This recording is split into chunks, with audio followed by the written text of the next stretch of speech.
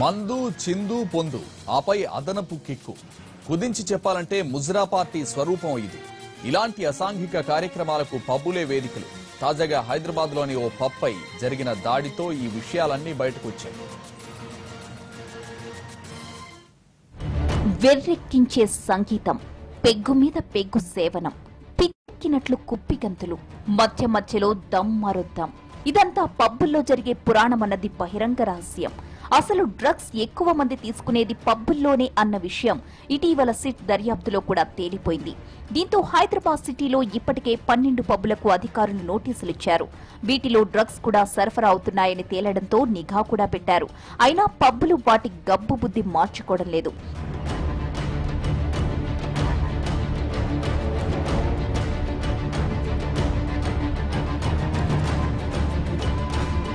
తాజాగా బంజారాహిల్స్ లోని road number 13 లో ఉన్న హైడ్రోజన్ పబ్ లో ముజ్రా పార్టీ జరుగుతున్నట్లు వెస్ట్ జోన్ టాస్క్ ఫోర్స్ కు సమాచారం అందింది.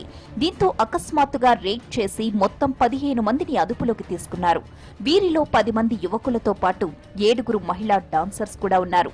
ఇప్పటి వరకు సిటీ శివార్లలో మాత్రమే ఈ ముజ్రా పార్టీలు జరిగేవి. కానీ తొలిసారి నగరం నడిబొట్టున హైడ్రోజన్ పబ్ ముజ్రా దుకాణం తెరిచేసింది. ఇలాంటి పార్టీల్లో డ్రగ్స్ మందులదే రాజ్యం. ఆ తరువాత సిచ్యువేషన్ డిమాండ్ చేస్తే పొందు కూడా పొందవచ్చు. డాన్స్ చేసేందుకొచ్చే అమ్మాయిల్లో నచ్చిన వాళ్లతో గడిపే సౌలభ్యం కూడా ముజ్రా పార్టీల్లో ఉంటుందట. అక్కడ జరుగుతున్న తంతు చూసి పోలీసులే ఆశ్చర్యపోయారు.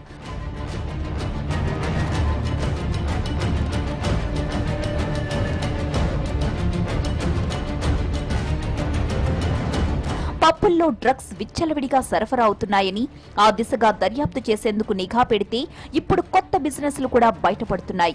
దీనిపై నిర్వాహకుడిని కూడా అదుపులోకి తీసుకున్నారు పోలీసులు.